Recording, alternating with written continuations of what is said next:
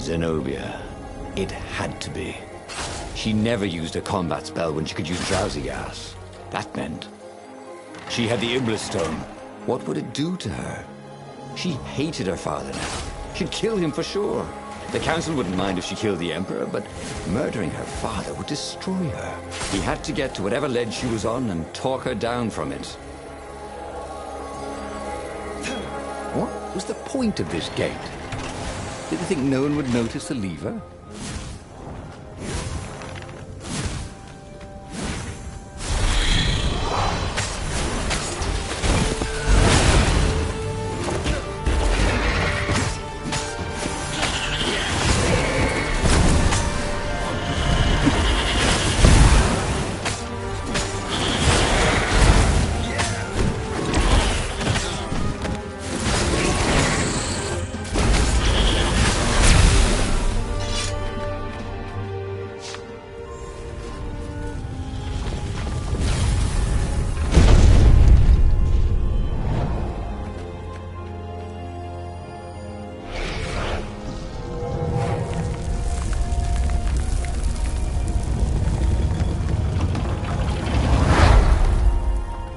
Everyone in the council chamber was dead.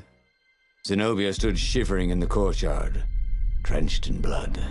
Why? He managed. They started arguing with me.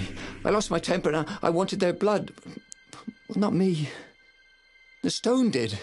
Why did you take it from Lupino? I had a plan. You had a stupid plan, she said.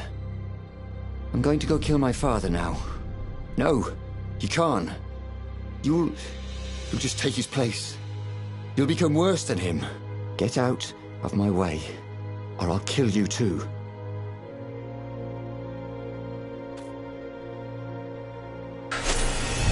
You won't kill me, he said. And I won't let you kill the Emperor. Enraged, she raised the sword. You hate him too? He could sense the...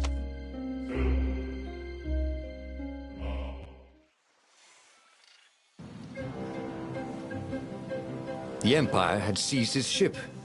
They'd have to take it back.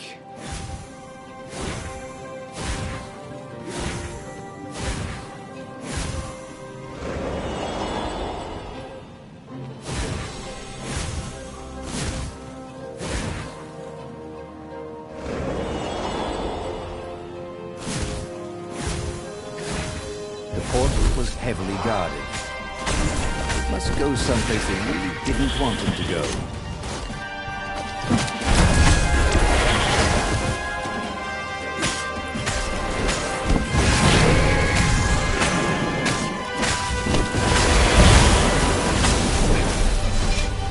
Zenobia was in no shape to fight, but he never fought so well. He wasn't fighting for money or loot or a cause. He was fighting for her, for them. His sword danced, his feet flew, and the ravens recoiled from his ferocity. It was like the world's heaviest bone right by his side.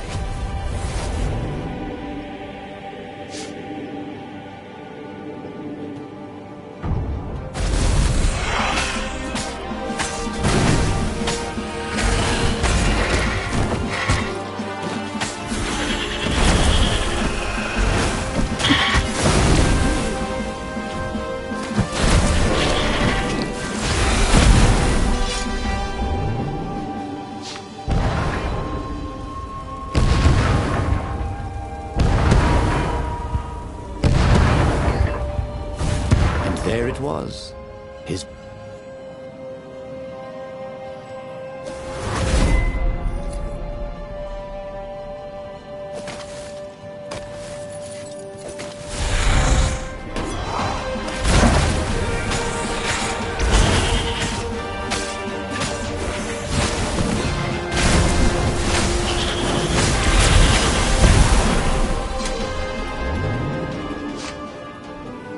This thing really needed a roof.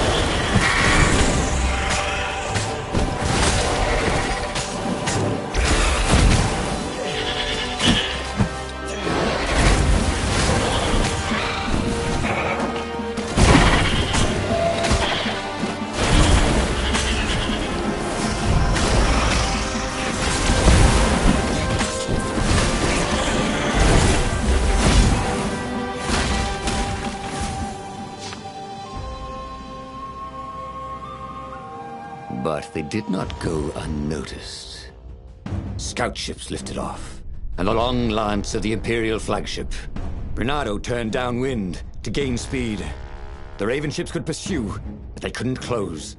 The Farspeaker croaked, "You return her and live!" "Go sacrifice yourself," yelled Bernardo.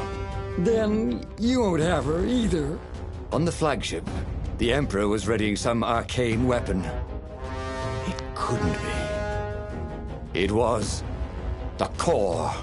A devastating beam lanced out of the flagship. Bernardo zigzagged wildly to keep the Farfair out of it.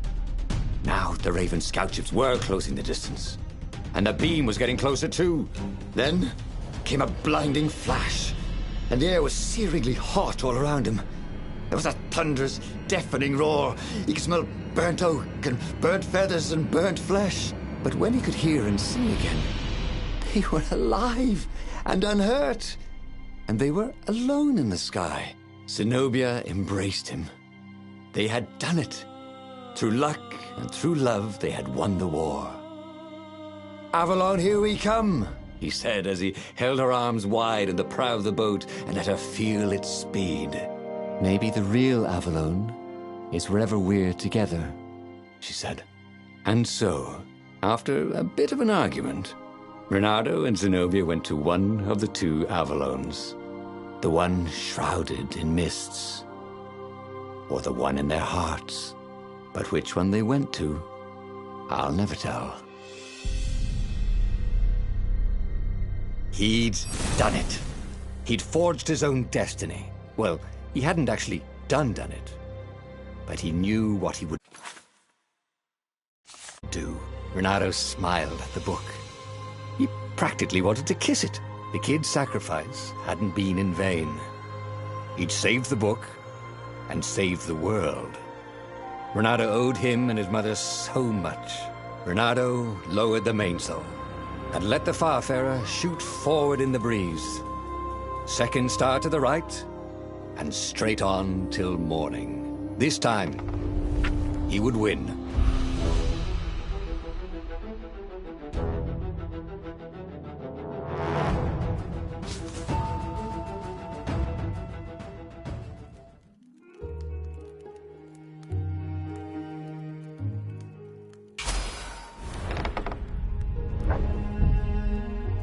The clouds parted over the Isles of Boreas.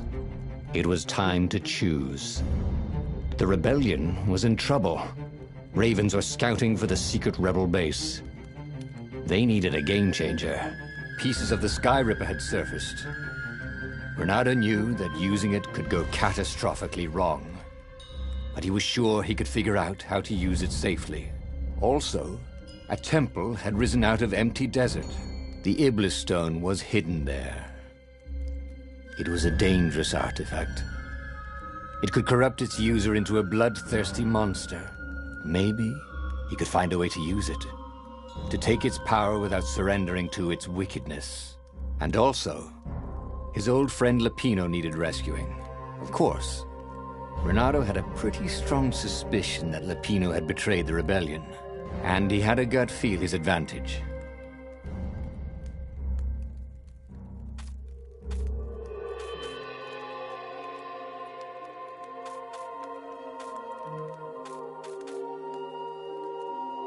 Bernardo finally realized that Lapino was a traitor to the cause, and maybe Bernardo could use that somehow.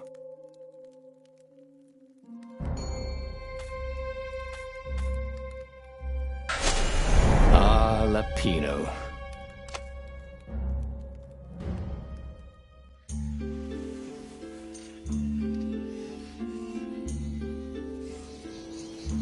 Lapino had apparently managed to confuse the judge by arguing that he hadn't actually stolen a winged horse. He'd only sold it. But wait, where was the prison? The village was empty. Had everybody fled the Ravens?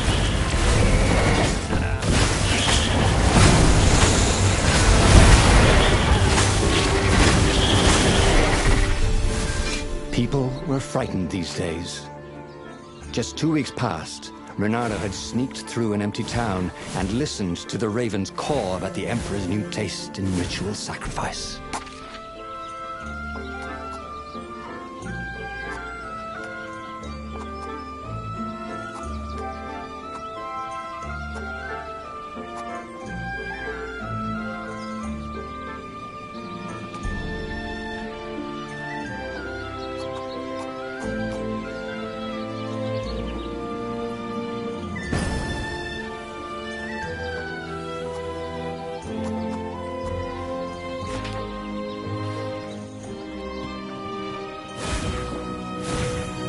The village looked so peaceful.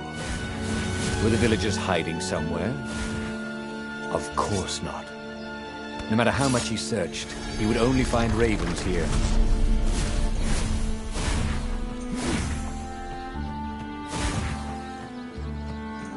Oh, good! I need a little drop for me nest, said the lead raven.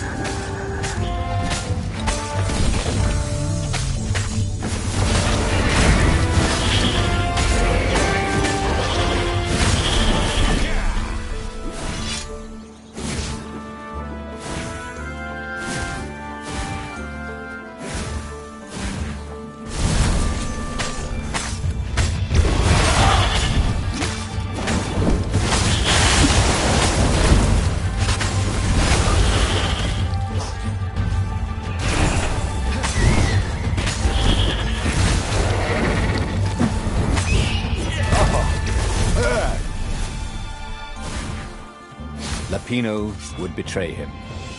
But now Reynardo knew that. What would Lapino do if he knew that Lapino was going to betray him? Well, he'd concoct some crazy scheme, wouldn't he? That used Lapino's betrayal against him and it would blow up in space. Maybe he was overthinking this. Dirty and bloody, Reynardo finally reached Lapino. The rabbit was practicing his shuffle. Reynardo recognized the cards. It was Lapino's favorite deck. Oh, I thought you were in danger. I am. The ravens are coming. We capture Zenobia, we find out what she knows. And that's the whole war right there. Easy peasy, lemon squeezy. Capture the Emperor's greatest general, who happened to also be a deadly sorcerer, and, oh, his only daughter? That would be worth it. And it would be nice to see her. He'd always had a soft spot for her. And he felt sure she had one for him. On the other hand, he could still get to the core of the Sky Ripper, even if he couldn't get the whole thing. It must have great power.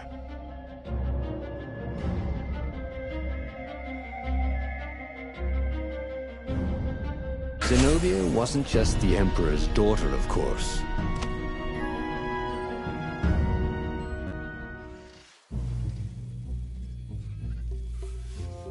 The city was already under Zenobia's control. I had to admire her Athia at the mercy of the interrogators. Could he really turn her over to them? It wasn't meant to be pretty.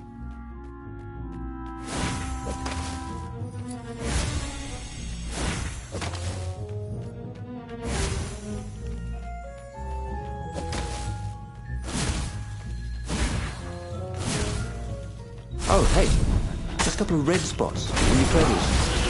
Oh, wait, not yet.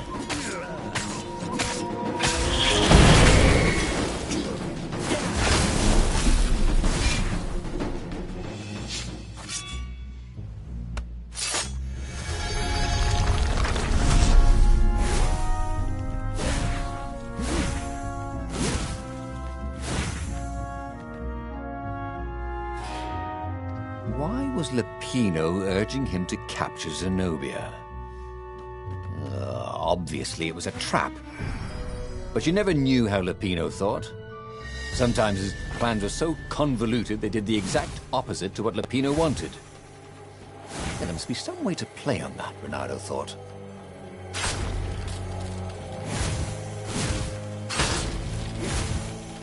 Didn't your mother tell you it's rude to stare? Snapped Reynardo, a little smug. So, what's this plan of yours? Use me as bait, said Lapino. and he outlined a slightly complicated plan that involved geese, a net, setting the Farfarer a little bit on fire, Lupino dressing as an old blind toad, and Reynardo hiding inside a monstrous watermelon. What could possibly go wrong? Thought Reynardo. Oh, this is gonna be fun, said Lupino as he ran to go set up his marvelous plan.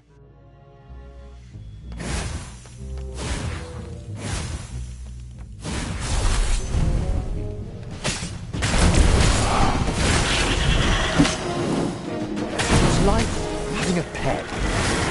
Well, like having a goblin for a pet.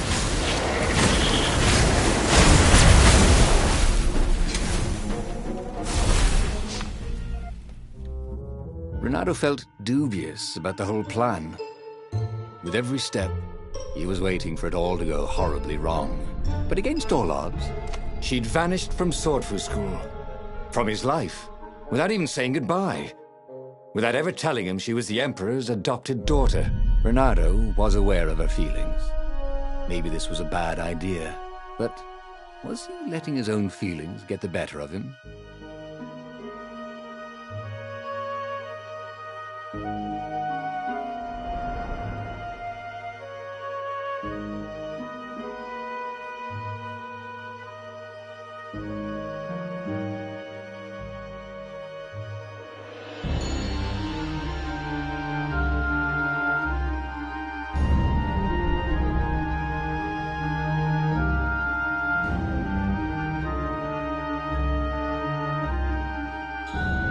Listen, said Reynardo.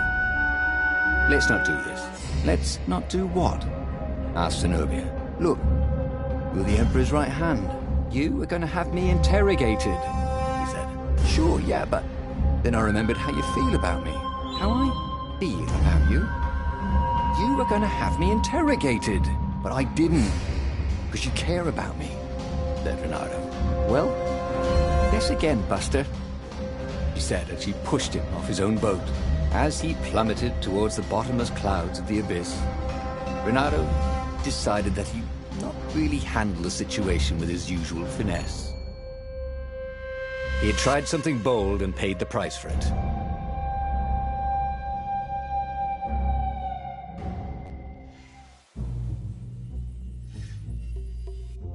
The city was already under Zenobia's control. I had to admire her efficiency. Reynardo shivered at the thought of Zenobia at the mercy of the interrogators. Could he really turn her over to them? But this was war. It wasn't meant to be pretty.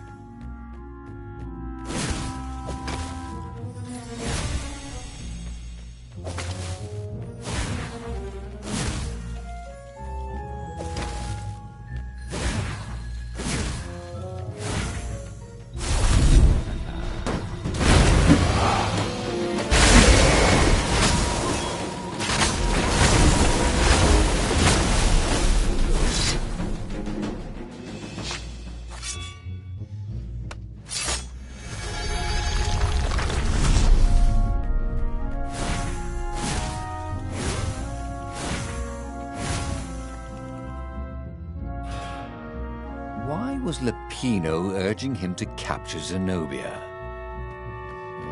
Obviously it was a trap. But you never knew how Lupino thought. Sometimes his plans were so convoluted they did the exact opposite to what Lupino wanted. Yeah, there must be some way to play on that, Reynardo thought. These things really slice like ham.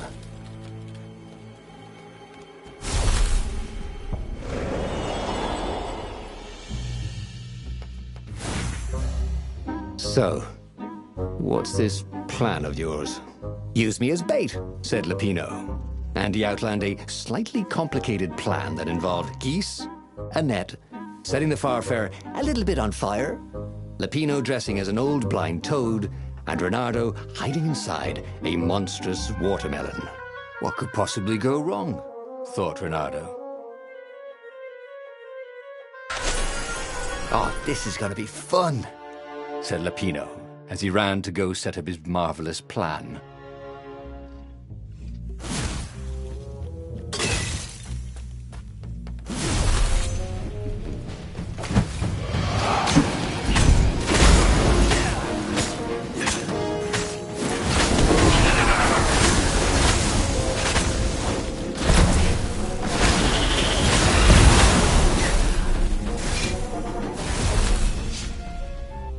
Renato felt dubious about the whole plan.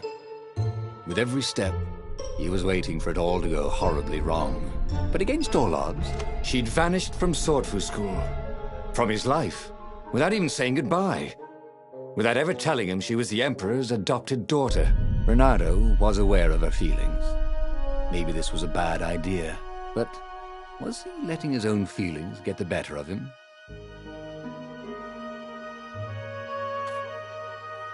Ah, Lapina was right, Renato thought reluctantly. She knows things. She recognized his look. You're taking me to the interrogators, aren't you? She said, wide-eyed. And then she jumped, with horror. Renato saw Zenobia plummeting. Then he saw the Nexus below them. Cats always land on their feet. Ah, she'll head for the Imperial outpost, yelled Lapino. You have to catch her.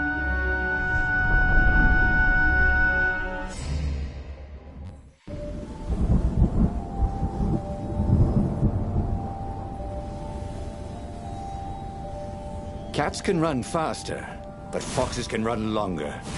If he ran, he could head her off before she reached her minions at the outpost. Well, he did love a good chase. He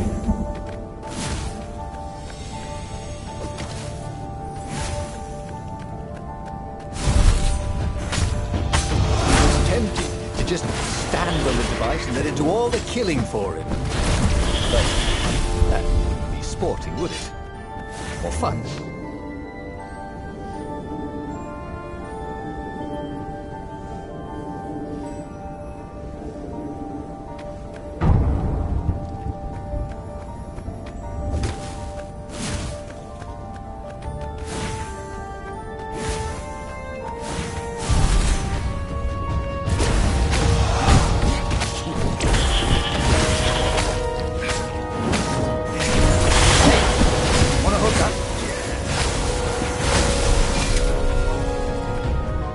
Closing on her. He could smell her fear. He tried not to think about the interrogators at the secret base. What they'd do to her. Maybe it didn't have to end that way. Maybe he could talk to her. But, after all, there were worse things the Imperials had done to friends of his.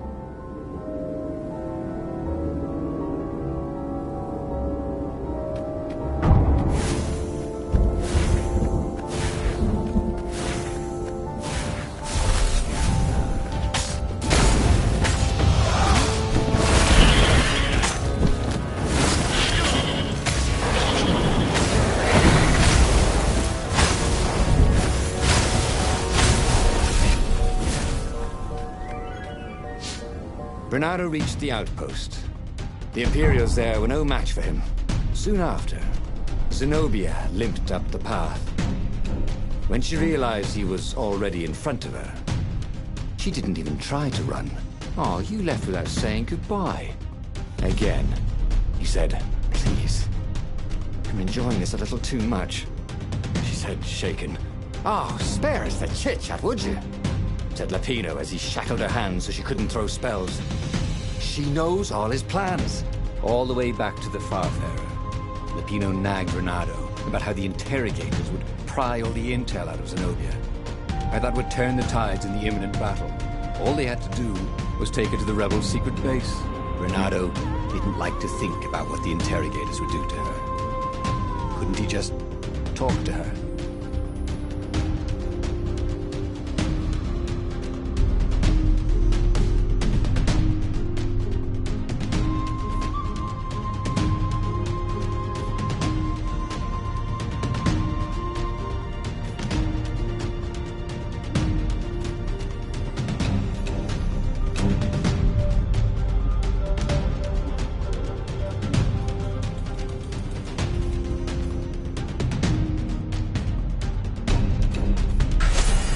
As they pulled away from the Nexus, Renato could see the fear in...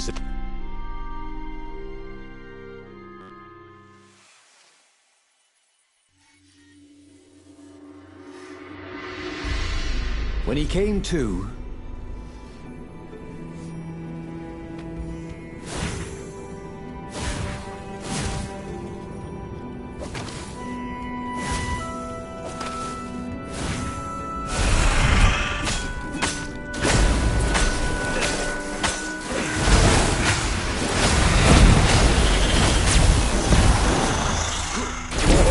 With this device, he could travel at night, so long as there were ravens to set on fire.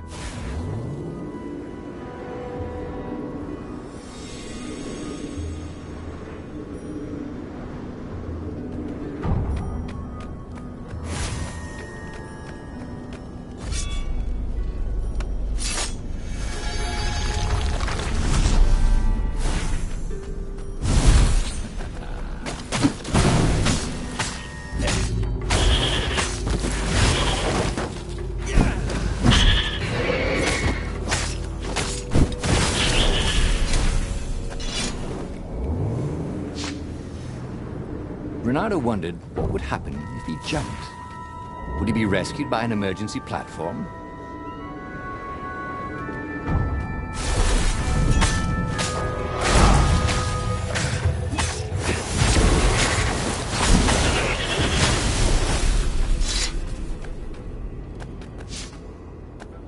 As Renato stopped to sniff the wind,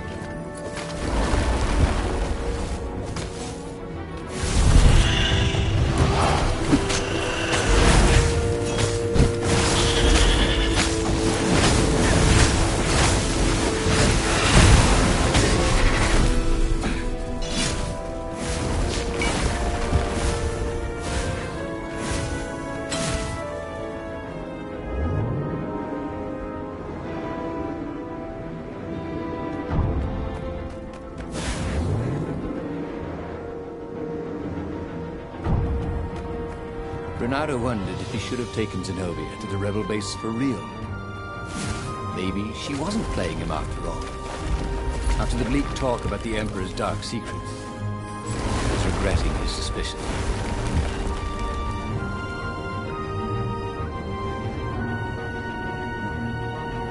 sure enough, the Farfarer had crashed in some rocks.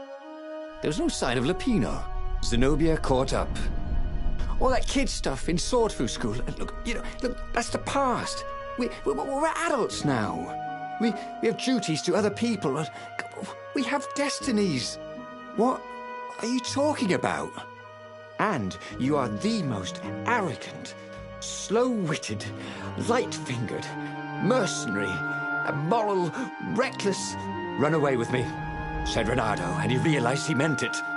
What? Just like that? She demanded. I will, if you will. So she kissed him. And it was the best kiss he'd ever had.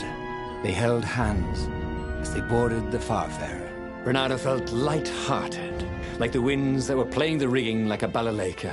But Lupino, I need to get back to Lupino, he said, suddenly realizing he could have been captured. A prisoner. He's not. How'd you know? He saw something in her eyes he didn't understand. He fell, didn't he? Into the abyss. She looked away, wouldn't answer. But then a bolt smashed through the Farfarer's keel. The broken ship plummeted out of the clouds.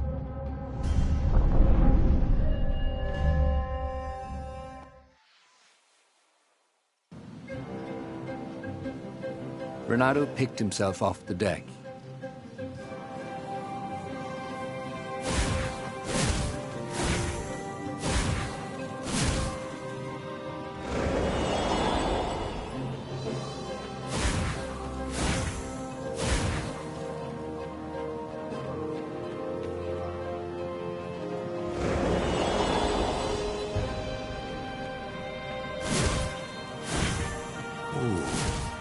portal that led right into the middle of the fleet. It was a glaring weakness in the defense.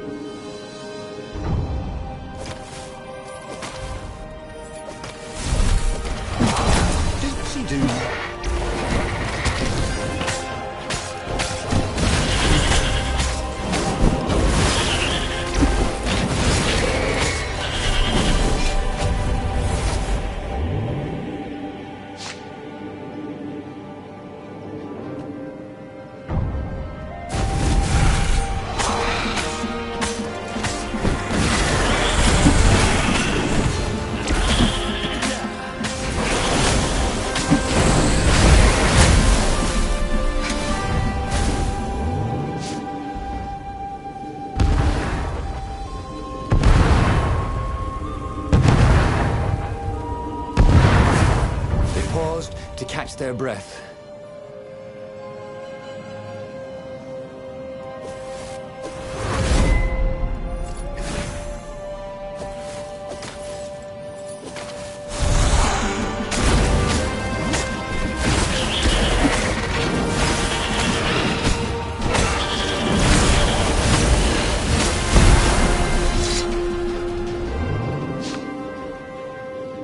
Take a leap of faith, said the inscription.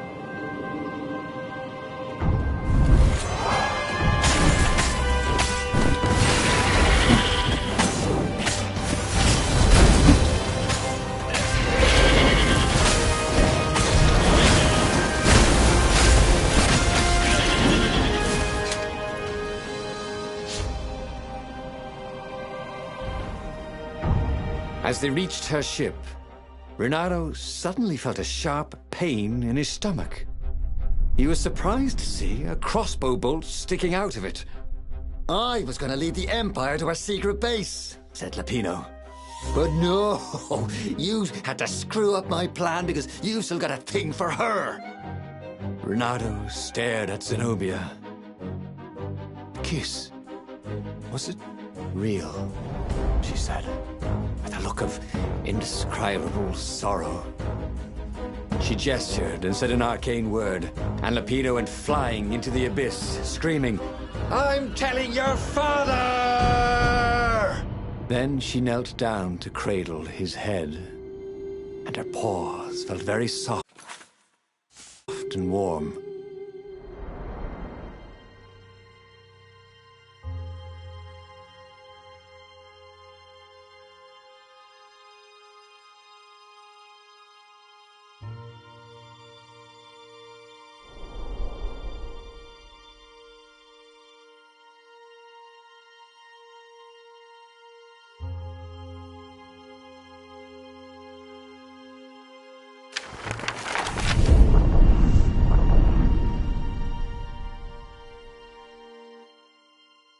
The clouds parted over the Isles of Boreas.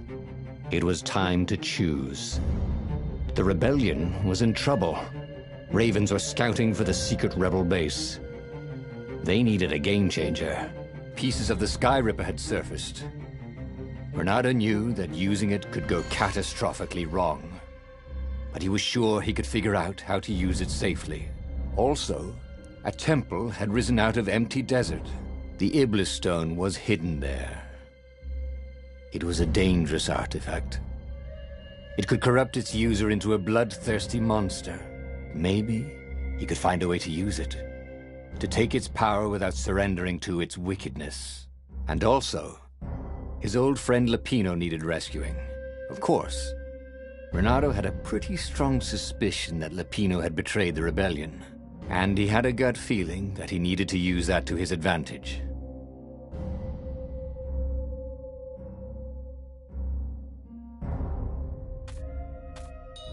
The island was windswept desert.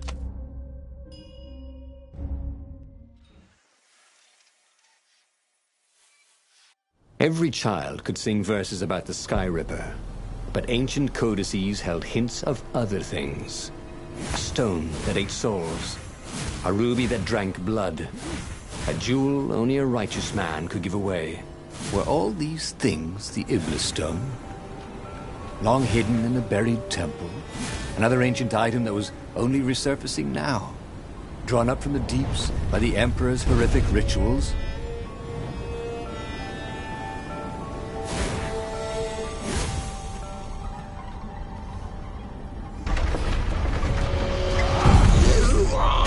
Interrupted story time! Caught the lead raven. Now we'll never find out how it ended!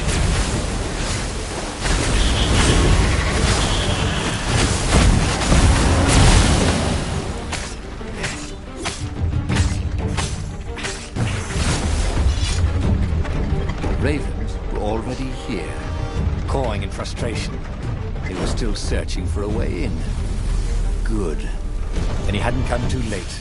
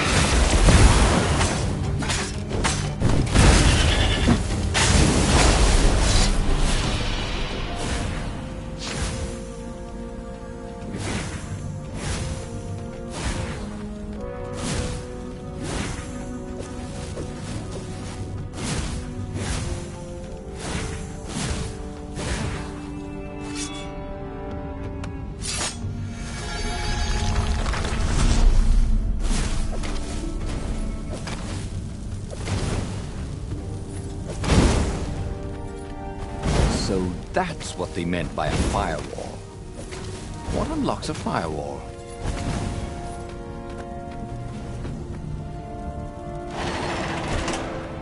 There had to be some way to use the Iblis stone. It was old, wasn't it? People are so much cleverer now. And Renato was pretty sure he was cleverer than most of them.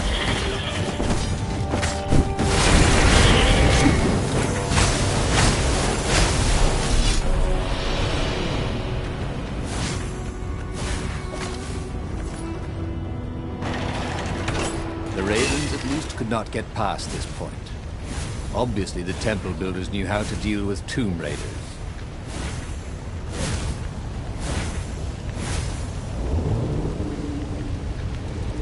Imagine getting a horse up in one of these things. It would be cursing a blue streak.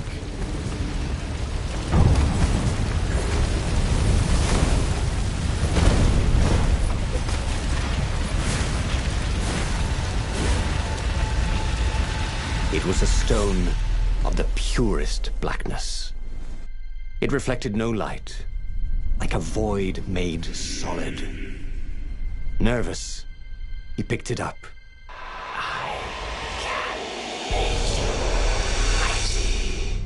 Who said that? It was the stone. Eager. Thirsty. Kill the Emperor's daughter. Tempting and terribly wrong. Zenobia was the Emperor's greatest general and a potent witch. But they had been close once, And he had a sneaking suspicion the gem would try to control him. why not capture the core of Sky Ripper instead?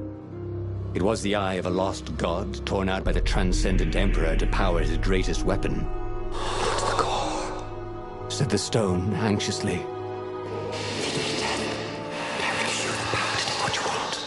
But even though Renato knew how evil the gem was, he had a clever plan for dealing with it.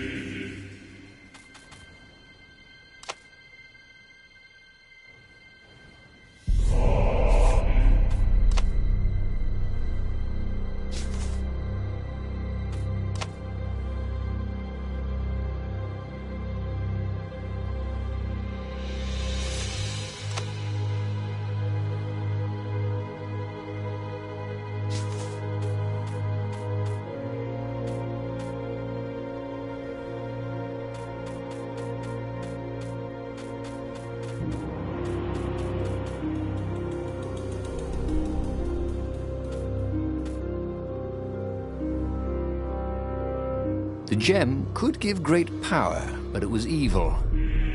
But Renato had a plan. He would divide the stone into the power half and the evil half. He sought out the sage Calaveras. Oh, you need a mirror of splitting. Croaked Calaveras.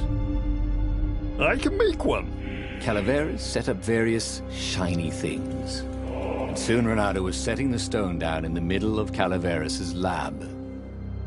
There was a flash, and now Renato was looking at himself. Except with a mustache, and a goatee and darker hair. There were two Iblis stones. One light, and one dark. Renato took the light one. He felt a rush of great power. Now I could defeat the Emperor. Wait a minute. Unfortunately, he couldn't think of any way to use it without hurting someone. That wouldn't be nice. Give me that. Said his evil-looking twin. And he drew his sword. He only got it halfway out of the scabbard when he fainted from the effort. Obviously, neither weak, evil Renato nor powerful, nice Renato was any threat to the Empire. After the Emperor's victory, they were exhibited in a museum until time ended, which was soon after. He had tried something bold and paid the price for it.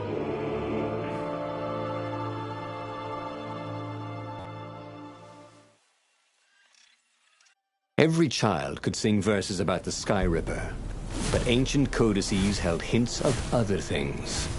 A stone that ate souls, a ruby that drank blood, a jewel only a righteous man could give away. Were all these things the Iblis stone? Long hidden in the buried temple. Another ancient item that was only resurfacing now. Drawn up from the deeps by the Emperor's horrific rituals.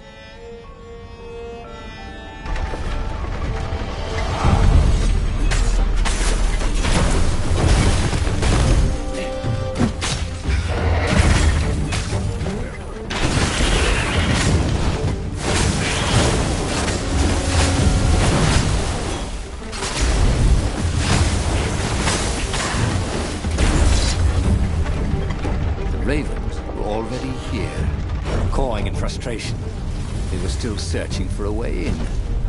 Good. And he hadn't come too late.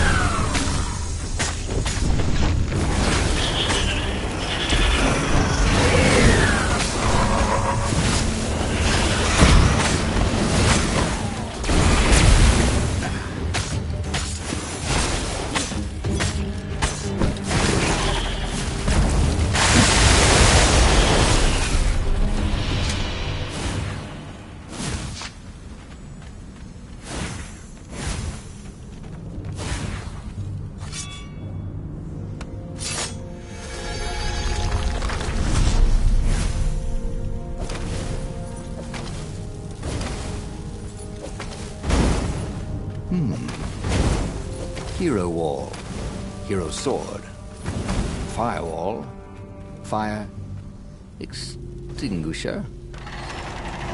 There had to be some way to use the Iblis stone.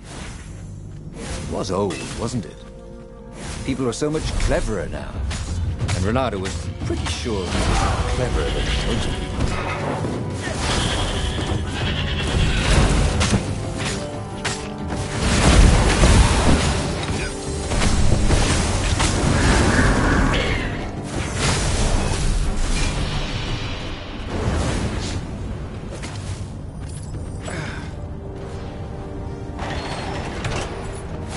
At least could not get past this point. Obviously, the temple builders knew how to deal with tomb raiders.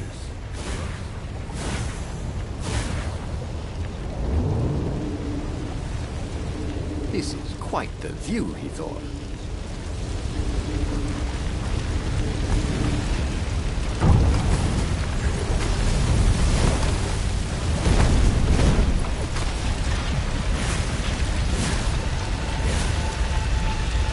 It was a stone of the purest blackness.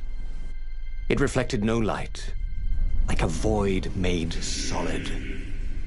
Nervous, he picked it up.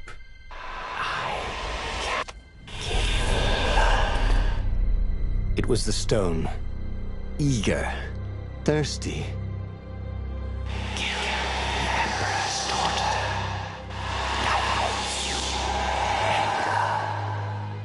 That seemed tempting and terribly wrong. Zenobia was the Emperor's greatest general and a potent witch. But they had been close once, And he had a sneaking suspicion the gem would try to control him. why not capture the core of Sky Ripper instead? It was the eye of a lost god torn out by the transcendent Emperor to power his greatest weapon. It's the core, said the stone anxiously. But even though Renato knew how evil the gem was, he had a clever plan for dealing with it.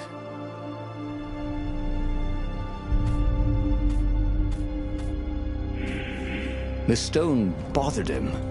He hated being told what to do. Wasn't that why he joined the rebellion? Wasn't that why he'd refused to be a soldier?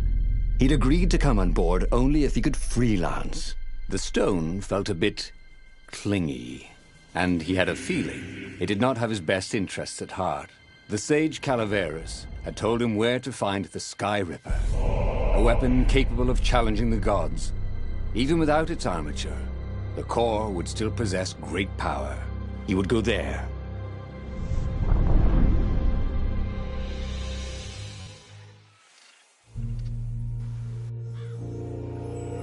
The moment he landed the Farfarer, Renato had a rare feeling of regret. It's not too late, he thought. He could turn around and sail for Zenobia's island. He frowned. Wait a minute. He didn't want to kill Zenobia, did he?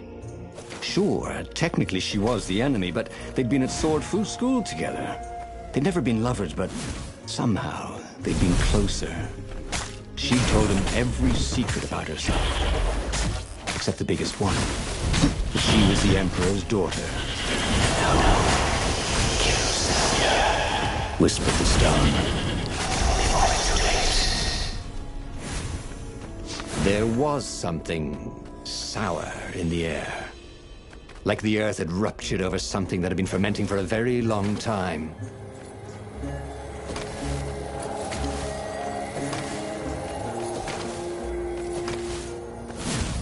The stone hadn't lied about what it could do for him. With each raven he cut down, he felt a jolt of power flowing into his arm. You're weak, whispered the stone. The core will kill you. Are you afraid of it? No, don't be ridiculous. It chuckled. But it's unstable. It will poison you if someone just carry it. And if you try to use it, it will explode catastrophically. Renato did not trust rocks that talked in his head. He went onwards.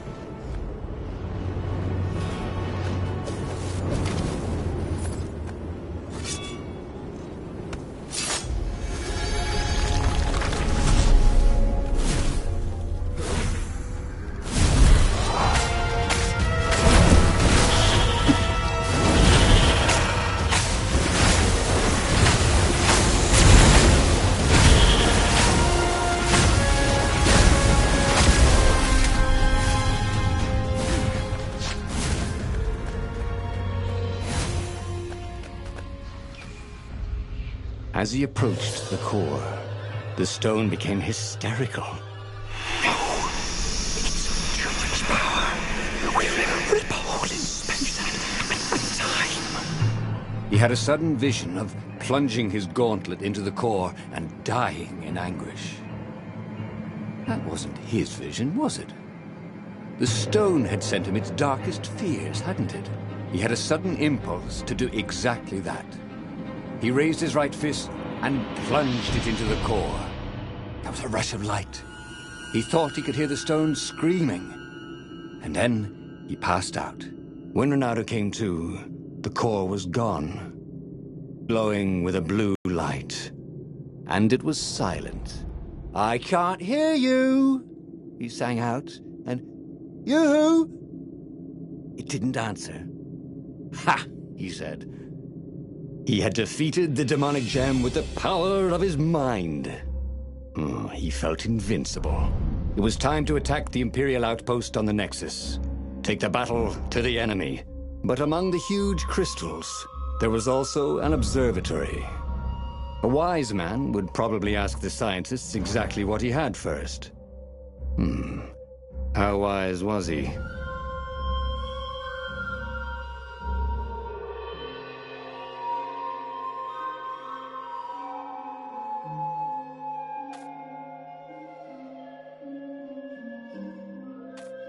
As the Farfarer made its way toward the Nexus, Renato watched sparks fly out of the core. The Iblis stone sucked them in hungrily. You'd think the stone would want this kind of power, wouldn't it? Thought Renato. Well, the scientists would explain it all. This time, Renato was sure he'd figured out how to use the core safely.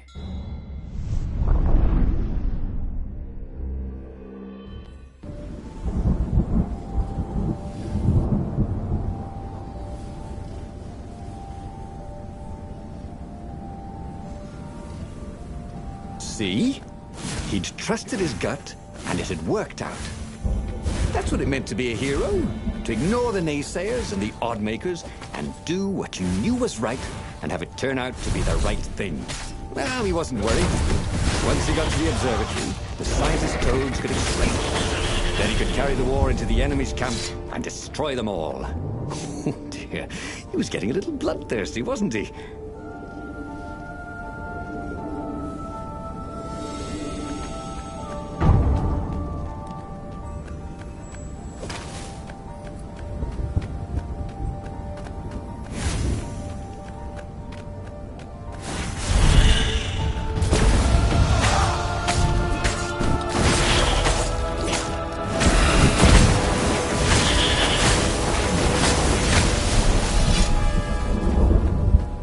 Renato had never felt better in his life.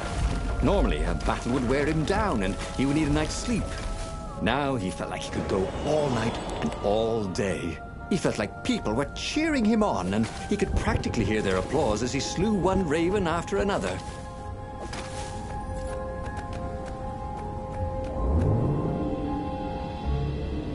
This was much easier than free climbing.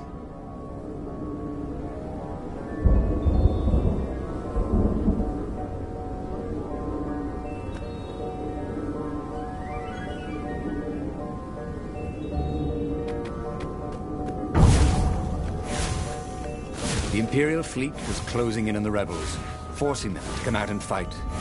Renato was itching to bring the fight to the enemy. He had to remind himself not to be too reckless.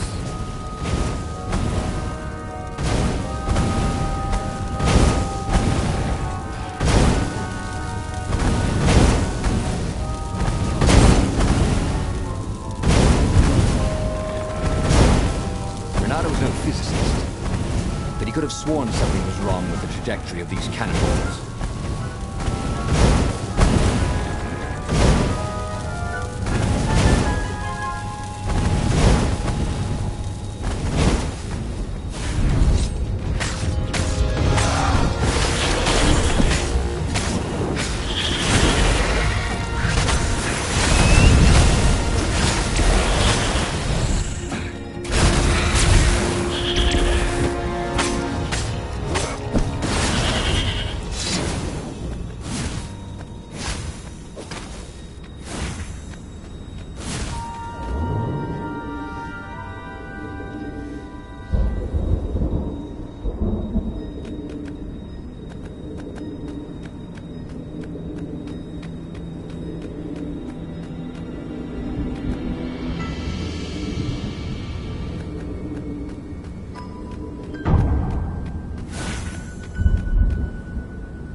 The toads at the observatory measured the stone with their occult devices. I fed it the core of Sky Ripper, explained Renato. No more VV blood and souls. But the core is not an unlimited energy source, said one toad. Another said, there's a feedback loop, you see, which could overload the stone. Yeah, the stone doesn't actually feed on souls, claimed a third. But on pain of killing another sentient being. If you can truly be at peace with yourself, it would not overload. This was all very confusing. At peace. Yes, the mountains were peaceful and quiet, but he now had the power to turn the tides. He should report to the Rebellion Council and prepare for the decisive battle.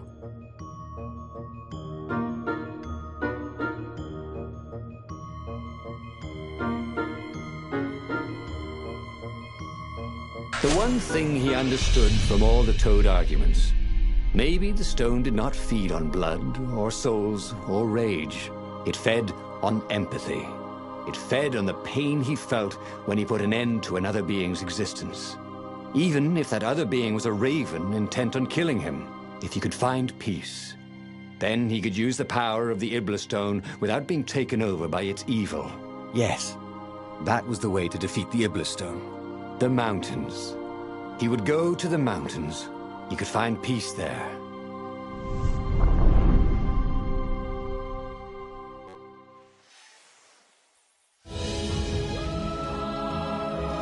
Unfortunately, the mountains were not empty.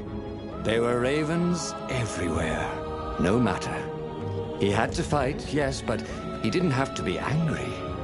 Parry, dodge, slash, and breathe.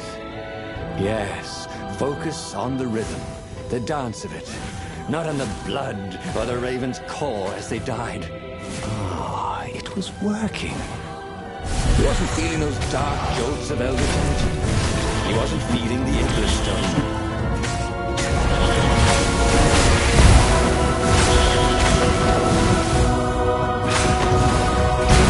Go back to school, said Renato, in your next life.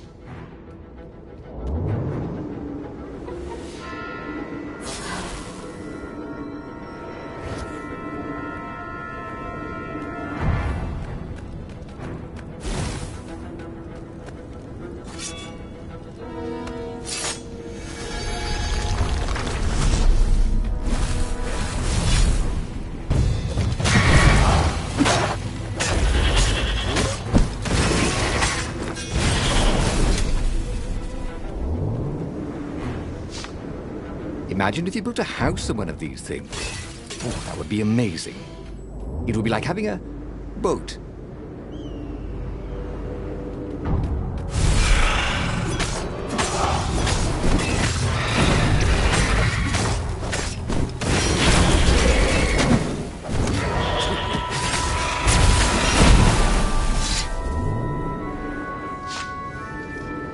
The stone was still silent. His mind was his own, and his heart, too. He bore them no ill will, these ravens.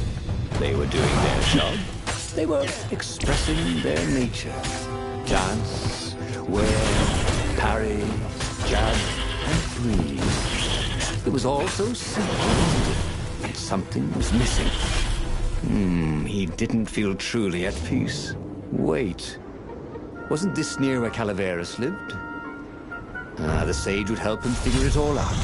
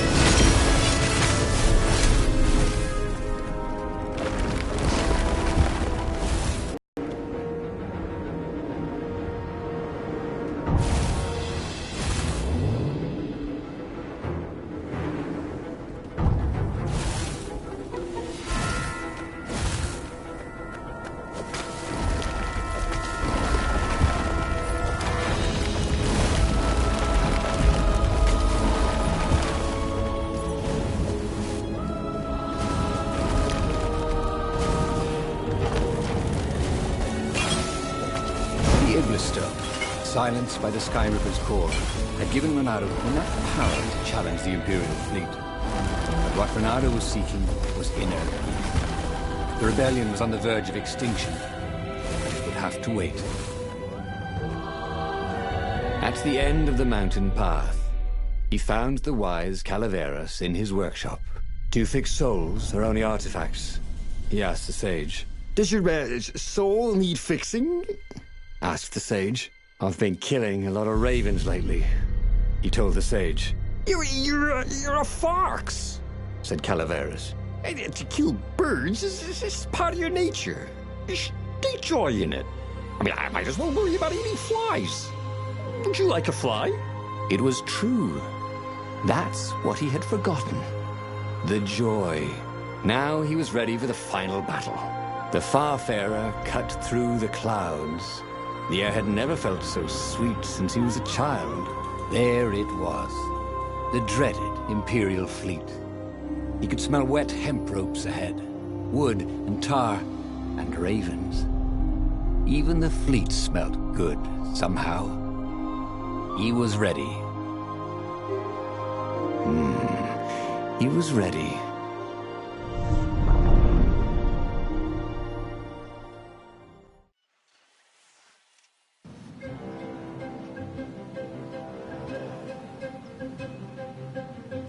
Renato had it all squared away in his head. He would kill the Emperor. Isengrim III had begun well, but he had gone mad. He was trying to invoke the lost gods by means of dark, blasphemous rituals. That was a secret. But the victims had spoken to Renato. The ghosts had spoken. No. No anger. Renato could not afford anger. It was empowering the crystal in his sword. That made him stronger, but it clouded his mind. He would not be a hero strives. Renato would just be one with everything. The Emperor would die, and the wheel would turn, and all would be restored without rancor, without sorrow, without pain.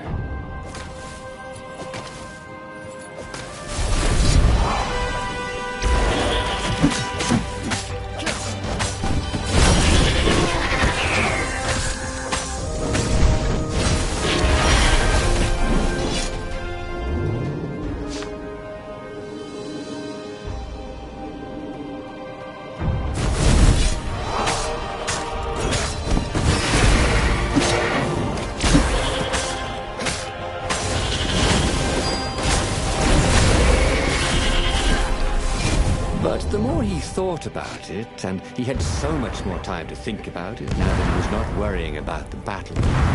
Killing the Emperor would not change anything.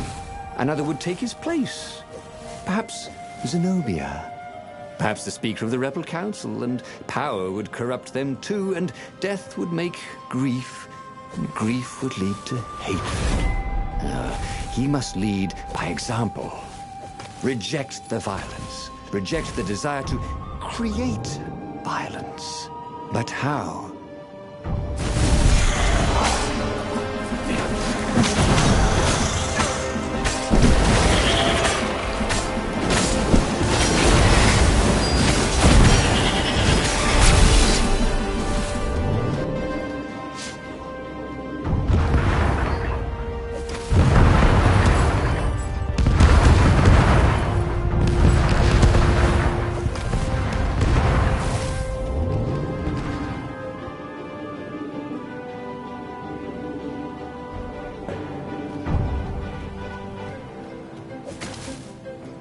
Soon he'd confront the Emperor. Again. This time, he'd make an end of him. He'd screwed up last time, but he had a good feeling about this time.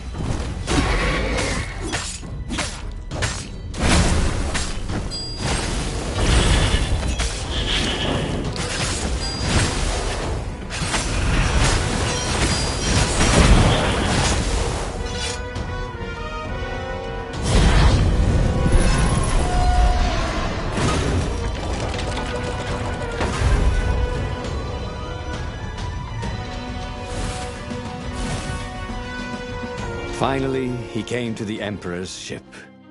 The path behind him was strewn with dead ravens. The path to enlightenment. His mistake, he realized, was trying to change the world. The world would spin and the wheel would revolve whether he strove against it or not. What he had to do was nothing. He had attained enlightenment. He sat down, adopted a full lotus position, and began to meditate. And all around him, the warriors stopped fighting too. They knew. They could feel his enlightenment. They gave up fighting, dropped their weapons, and became his disciples. No, just kidding. The nearest raven stabbed him with a sword and chopped off his head. I might not have thought this through properly. Thought Renado's head as it rolled around the deck and died.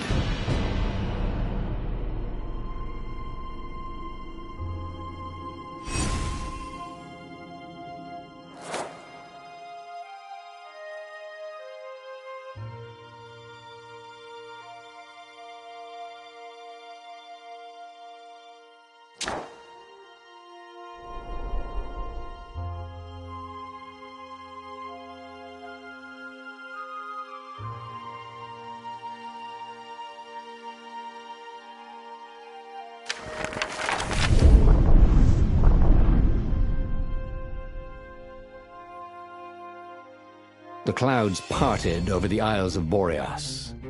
It was time to choose. The rebellion was in trouble. Ravens were scouting for the secret rebel base. They needed a game changer. Pieces of the Sky Ripper had surfaced. Renado knew that using it could go catastrophically wrong. But he was sure he could figure out how to use it safely. Also, a temple had risen out of empty desert. The Iblis stone was hidden there. It was a dangerous artifact. It could corrupt its user into a bloodthirsty monster. Maybe he could find a way to use it, to take its power without surrendering to its wickedness. And also, his old friend Lapino needed rescuing.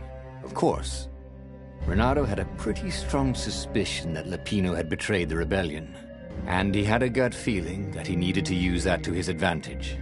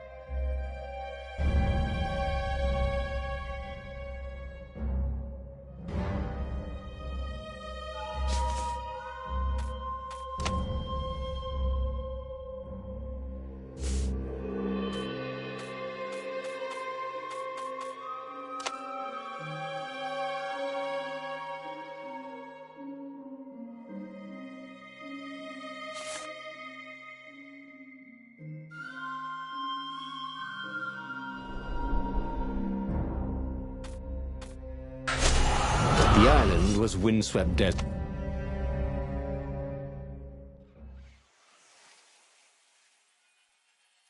Every child could sing verses about the Sky Ripper, but ancient codices held hints of other things. A stone that ate souls, a ruby that drank blood, a jewel only a righteous man could give away. Were all these things the Iblis stone? Long hidden in the buried temple, another ancient item that was only resurfacing now, drawn up from the deeps by the Emperor's horrific rituals.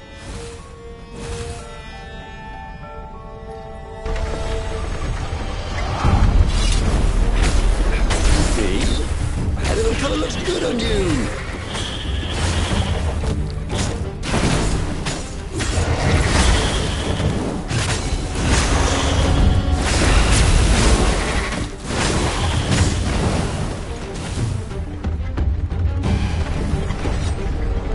Ravens were already here, cawing in frustration. They were still searching for a way in. Good. Then he hadn't come too late.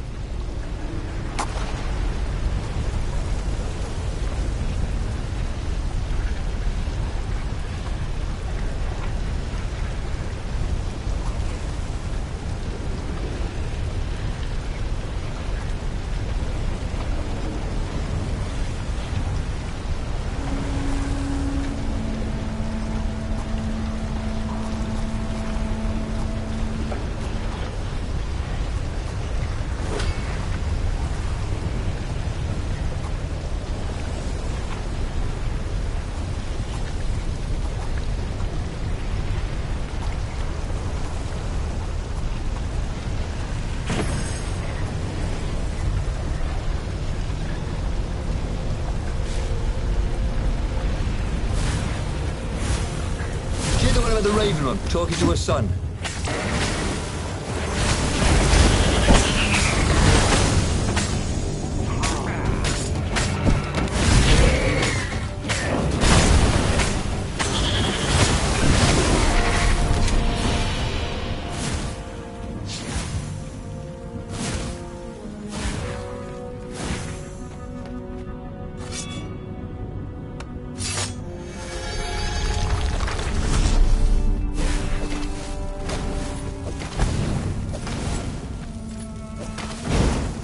How could you convince a firewall you're its friend?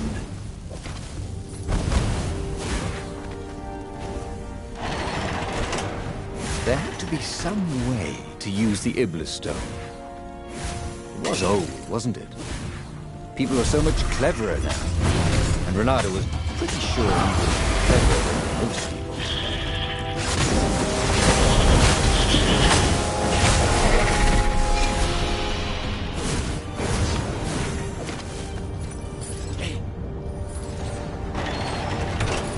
The Ravens at least could not get past this point.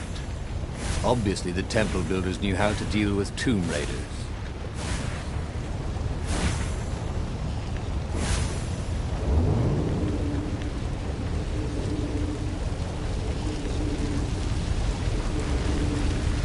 Renato hated cannon traps. Also, who reloaded these things anyway? He never figured that part out.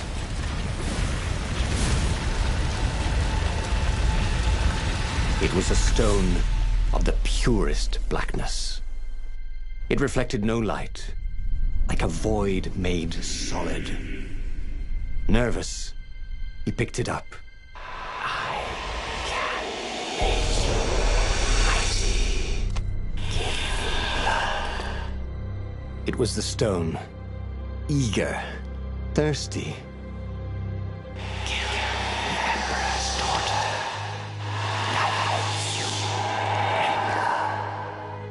That seemed tempting and terribly wrong.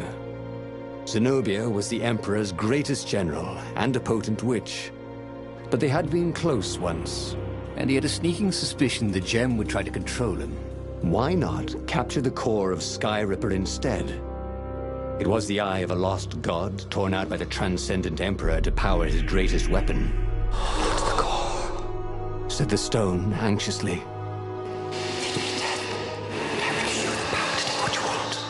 But even though Renato knew how evil the gem was, he had a clever plan for dealing with it.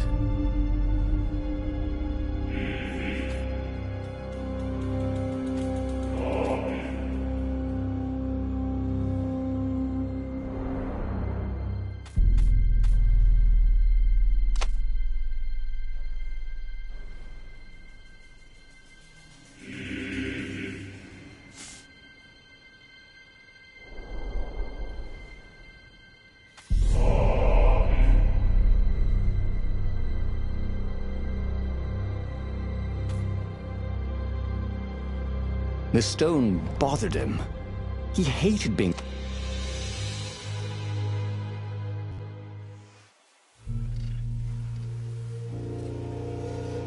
The moment he landed the Farfarer, Renato had a rare feeling of regret. It's not too late, he thought. He could turn around and sail for Zenobia's island. He frowned. Wait a minute. He didn't want to kill Zenobia, did he? Sure, technically she was the enemy, but they'd been at Sword Fu school together. They'd never been lovers, but somehow they'd been closer. She'd told him every secret about herself. Except the biggest one. That she was the Emperor's daughter. No. Kill Zenobia, whispered the stone. Before it's too late.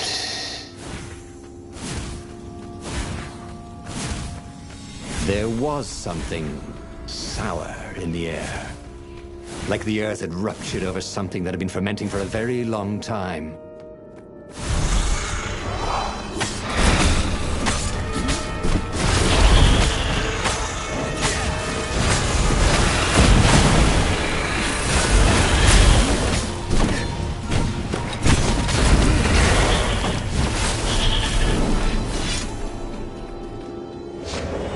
stone hadn't lied about what it could do for him. You're weak, whispered the stone. Are you?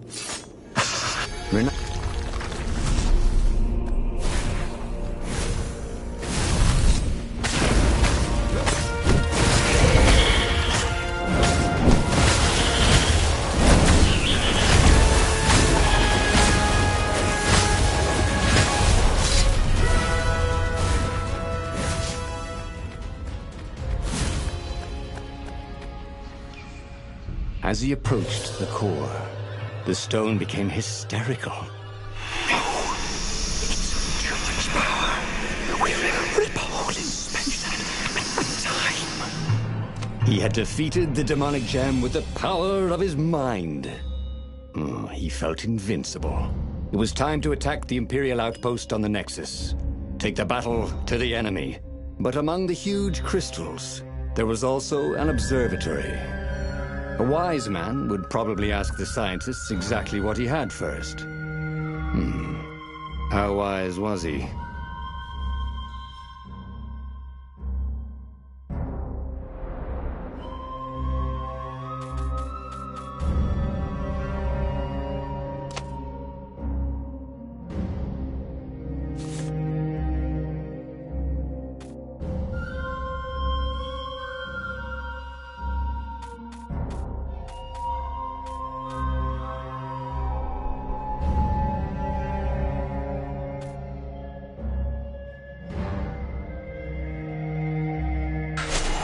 As the Farfarer sailed towards the Nexus, Bernardo wondered if the core had been created to silence the stone, or even to feed its hunger. Honestly, he didn't care. He felt terrific, and he appreciated the quiet inside his head.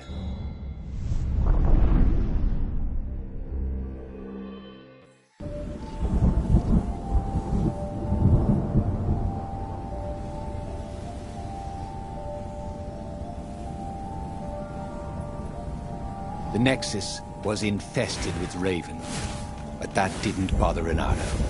With each death, the converted Iblis stone in his gauntlets glowed brighter, and he felt stronger. Wow. He was getting a bit bloodthirsty, wasn't he? Well, he wasn't worried. He was a warrior, and supposed to be bloodthirsty.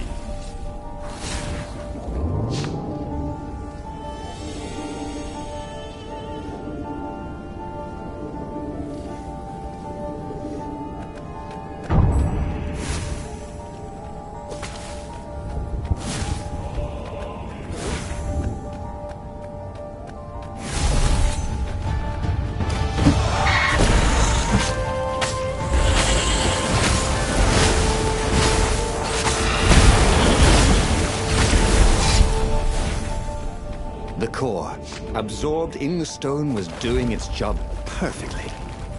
Renato could feel a little eldritch jolt every time he downed a Raven, but then it flowed into the glowing stone the way water flows down a riverbed.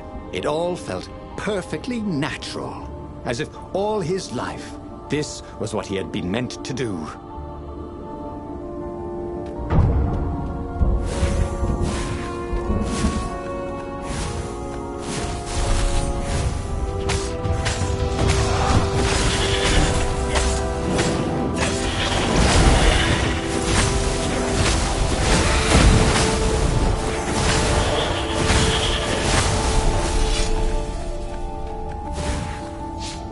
Renato tore through the last remaining guards at the outpost like hot coffee through snow. There was a far speaker toad here. He called the council speaker. He knew she would be thrilled. And she was. She wanted him to come back to base. They had plans to discuss and a medal to give him. A large, golden medal. Great, said Renato. Let's talk about who else I can kill. Then the far speaker croaked again. Hello, Renato, It said. If you get sick of slaughtering second-rate birds in the Nexus, I'm waiting for you in the mountains. Zenobia. She missed him. She loved him. Once she saw how awesome he'd become, maybe she'd join him. They'd kiss and well, If she did refuse for some reason, he was no match for him now.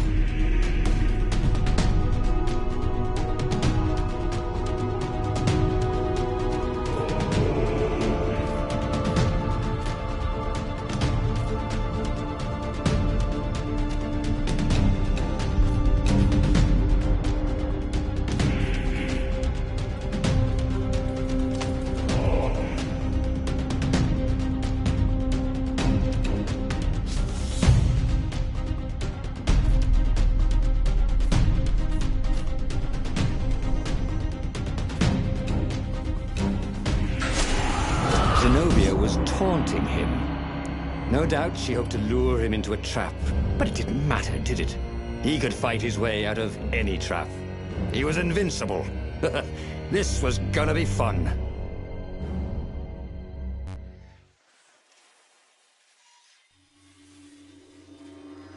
So where was this ambush? Renato couldn't wait. At Sword Fu school, she'd always studied a little harder, practiced a little longer, complained really a lot less. And then she'd become a sorceress. He'd always known he'd have to take her by surprise or not at all. But this would be a surprise indeed.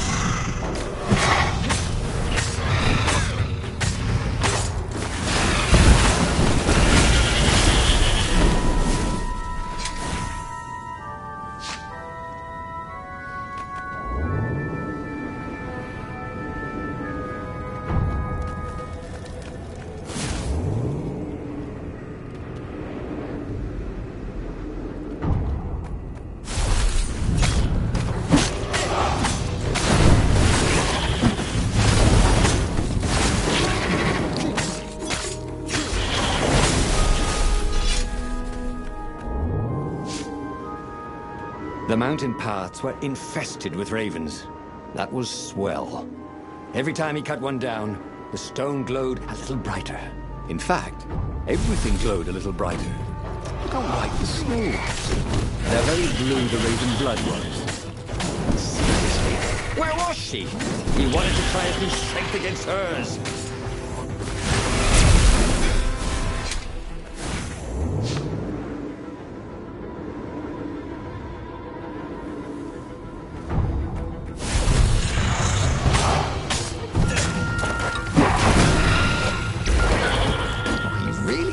Making a dent in those shields.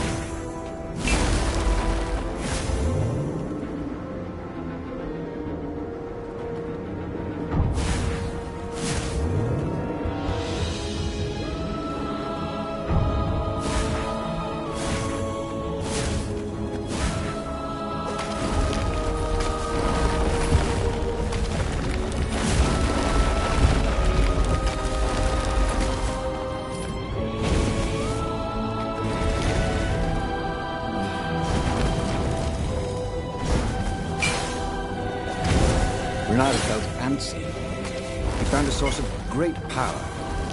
But instead of joining with the rebels, he was on a fool's errand the Emperor's daughter had sent him on. The rebels were preparing a last-ditch attack against the Imperial fleet, counting on Renato to show up in time Would he be too late? At the end of the path was Zenobia. I thought you were going to ambush me, he said, a little put out. I owe you better than that. I know how you feel about me, love. You want to join up with me, don't you? You got to admit, we'd make a great team. Of all the arrogant, ham-handed, half-assed, half-witted... Oh, come on. What else are you here for? That, she said, as a dropship poured a bucket of green liquid on his head. Drowsy gas. You can't stop me with drowsy gas, Zenobia. My power's too strong. Zenobia? Where was she? When he awoke, he was staring up at the sky. Zenobia looked down at him, frowning. I probably ought to kill you, but that'd be a bit tawdry, wouldn't it? She was tossing the glowing stone from paw to paw. This is pretty. Zenobia! He shouted, and then he fell back into sleep. On the Farfarer, Renato drank his favorite headache remedy. But it did no good. Zenobia had beaten him again. Oh, he really should have listened to the Iblastone in the first place instead of messing around with the core. He had a bad feeling about the upcoming fight. But what kind of hero misses the final battle?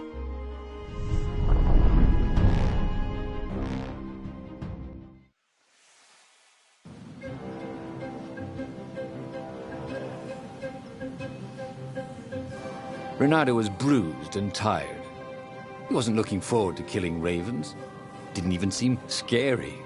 It felt like a chore, like sweeping the practice room at Swordfu School, which he'd done his best to leave for Zenobia whenever he could. What would she do with the glowing Iblastone? That should terrify him, shouldn't it?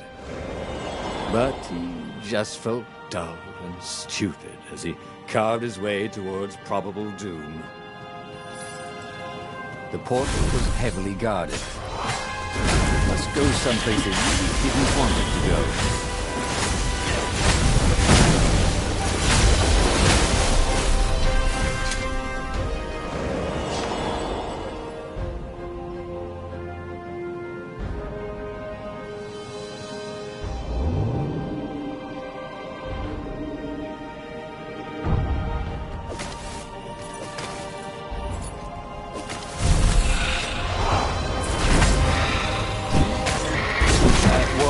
Personal space?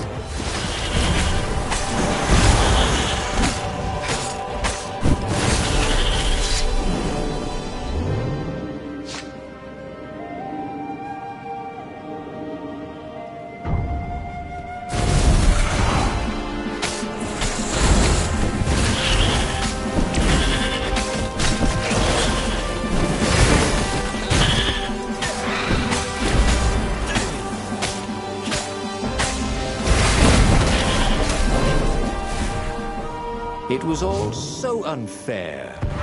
He'd wanted to protect himself, protect the world from the Iblastone's hunger for blood and souls. And all he'd done is get mugged. Next time he owned a supernatural artifact that wanted tribute, he'd serve it champagne and caviar.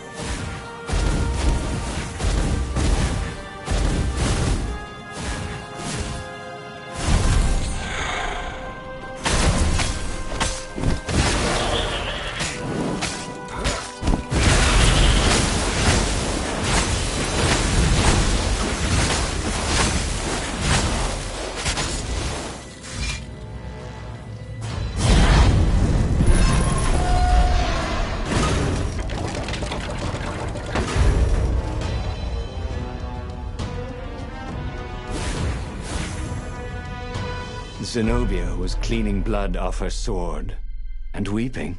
"It's so hungry. I can't stop killing," she said. "But I fed it the core of the Sky Ripper, and now it's hungry again." She wept. It was true. The Iblastone was black again, a void that seemed to suck all the light out of the sky. "Take it from me, Renato, while you still can." "Okay. I'll take it," he said. Yes, he thought. This is what it means to be a hero. To save the soul of even his old enemy when it looked like all was lost. He stepped forward to accept the sword from her outstretched hand. She flipped the sword, and the blade went into his gut. As the Iblastone sucked his soul into its infinite darkness, he could vaguely hear a voice, something like Zenobia's chuckle. "Sucker."